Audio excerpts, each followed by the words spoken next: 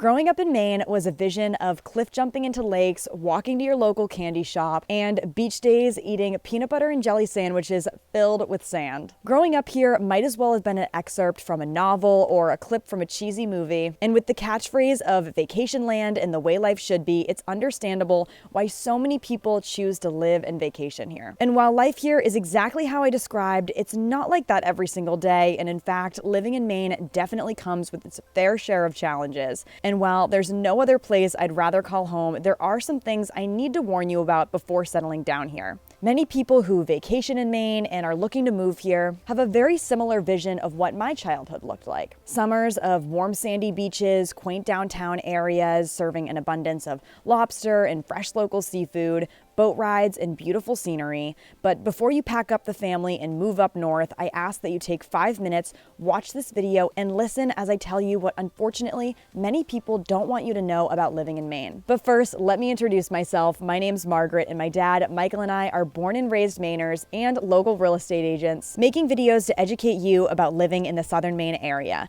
This channel is all about living in southern Maine, and if you're looking to learn more about buying, selling, and relocating to Maine, definitely hit that subscribe button and let's get into it. All right, so the first thing real estate agents and people in general don't want you to know about living in Maine is that not a lot of people live here. Now, you could obviously figure this out from a pretty simple Google search, but Maine only has about 1.5 million residents in the entire state, over half of which live in the bottom 2 counties. So that'll tell you a little bit about where you want to live right off the bat, right? So if you're looking for a more suburban feel, and honestly even in some places rural as well, the southern Maine area or the bottom 2 counties, being York and Cumberland counties, are probably going to be a better fit for you. If you're looking for definitely rural living, northern Maine or really anywhere above those bottom 2 counties is probably going to be a better fit. And speaking of not having a whole lot of people here, I wanted to mention that Maine can be a bit of a ghost town pretty much across the board everywhere in those winter months. Maine has a pretty heavy tourist season, and pretty much after Labor Day, the population significantly drops, and then we get a couple of people or, a small influx of people visiting to see all of the leaves falling in, September, October, November, and then expect some of the local businesses to be shutting down, expect there to be a lot less traffic on the roads. It is definitely different looking and somewhat like a ghost town here in the winter as compared to the summer. The population in some towns goes up tens of thousands, pretty much from the end of May all the way through mid-September. Next, I wanted to talk about small town communities and really that small town vibe that a lot of people experience living in Maine. Now, say what you want about having a small town feel to, your hometown or where you're living. Some people love it, some people hate it. You are definitely going to experience that living in Maine. Our largest city by population only has about 65,000 people, right? So pretty much everywhere you live in the state is going to have that small town feel. So if that's not something you're into, Portland might be an okay fit for you, but if not, Maine might not be the best fit for you. And if a small town feel doesn't really bother you, I would argue that it honestly can be a good thing. Being from a small town, it kind of brings this sense of community into the atmosphere that really everyone can feel. And so yeah, maybe being in a small town isn't necessarily the most fun from time to time, that it can have that stereotype. If you're choosing to raise kids here, it definitely brings an awesome sense of community, which can be incredibly beneficial. And as far as the stereotype of Mainers or New Englanders being mean, it's definitely not true. That stereotype will probably haunt us for years to come.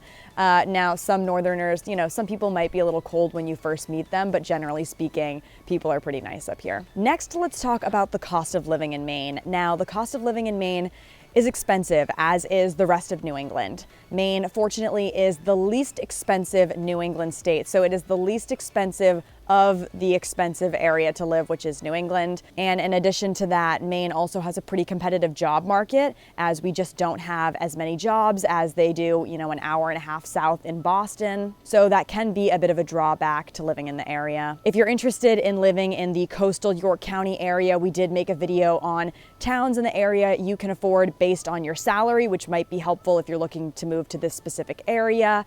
But generally speaking, looking for a job is definitely something you should be doing before you really make the move to the area, as the job market can be a little bit competitive. And keep in mind that the cost of living can be pretty high. It's also important to note that Maine, in a lot of areas is not super walkable. That's not to say that some towns don't have awesome downtown areas, but generally speaking, if you work in the area, you absolutely need a car. It wouldn't be the most wise to rely on public transportation for work.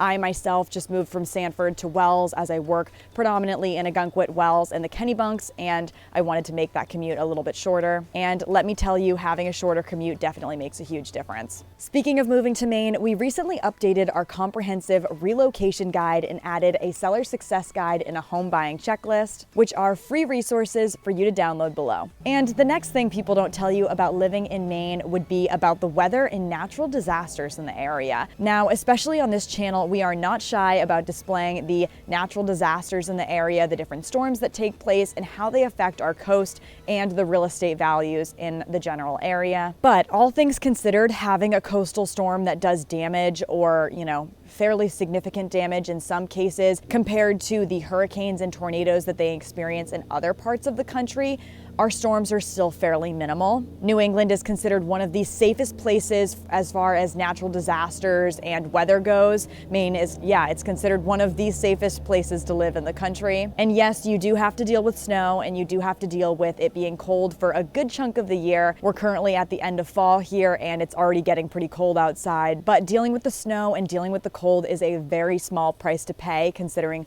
we don't really have to deal with a huge amount of natural disasters. And if we ever do get a tornado or an earthquake, they are so minimal that you may not even notice that they're happening. And lastly, I wanted to touch on the slow pace of life and the general atmosphere of living in Maine. So, Maine has a very slow pace of life. The atmosphere is definitely fairly laid back in a lot of different areas, or it's definitely laid back in most areas. If you like the hustle and bustle of living in New York City, Maine is probably not going to be the best fit for you.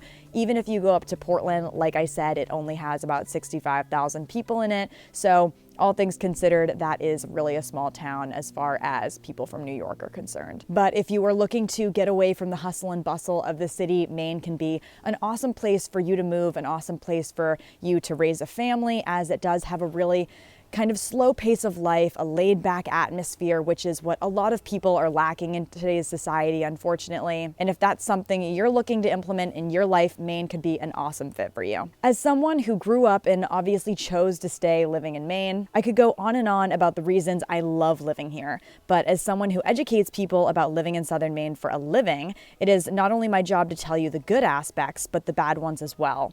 And while, yes, I am a real estate agent and it is my job to help people buy and sell their homes in Maine, it is also my job to help people figure out if Maine is even a good place for them to live or if it's even the right fit for them. And that is exactly why we're starting here. Whether you have general questions you're looking to have answered about the area, whether you're looking to buy in a specific town, or you're just looking for advice on how to prepare to sell your home, feel free to check out all of the resources on our channel, and we'll see you next time.